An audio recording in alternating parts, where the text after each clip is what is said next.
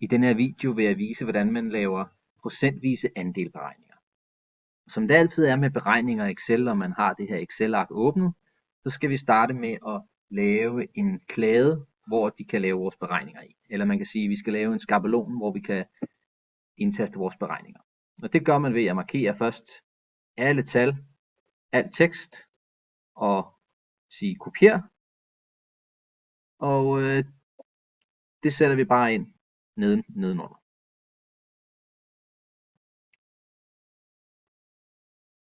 Yes, så har vi sådan set den samme tabel kopieret. Så markerer vi alle tallene, og dem fjerner vi for eksempel ved at trykke delete. Og det her, det er så vores skabelon, hvor i vi kan lave vores beregning.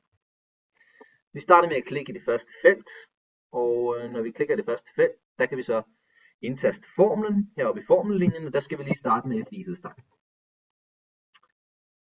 Når vi så har skrevet lighedstegn, så kan vi indtaste formlen for procentvis andel, og den er jo som angivet i dokumentet.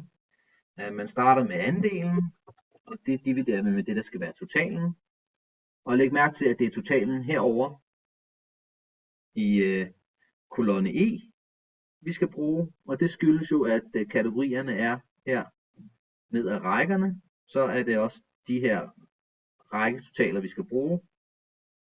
Og det betyder altså, at vi har B4 delt med E4, og det skal vi så gange med 100 for at få det i procent.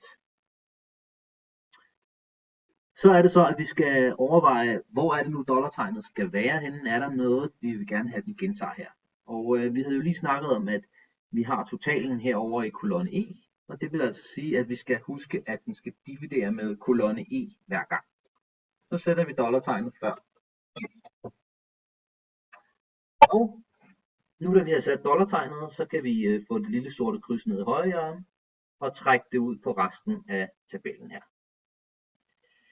Så har vi de rigtige beregninger, men det ser lidt grimt ud med alle de kommatal, og så fjerner vi nogle decimaler.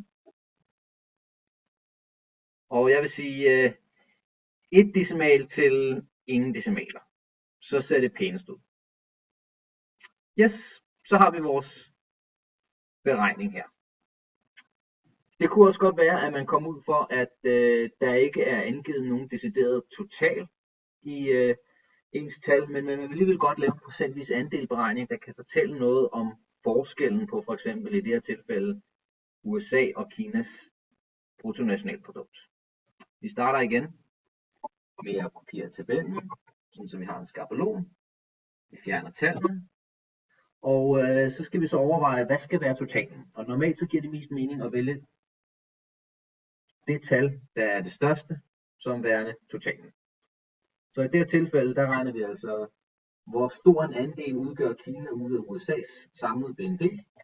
Så vi tager altså Kinas andel divideret med totalen, som var USA, og vi ganger med 100.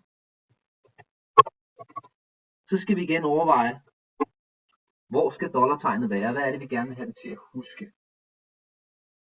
Og i det her tilfælde, der har vi jo så USA og Kina her i de forskellige år her, og vi vil jo gerne have den til at huske, at den skal dividere med USA. Og USA's tal er jo på række 34, så derfor sætter vi dollartegnet før 34.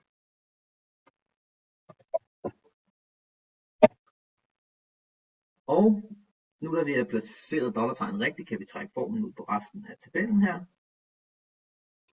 Og igen, så vil vi gerne fjerne nogle decimaler, så det bliver lidt pænere tal.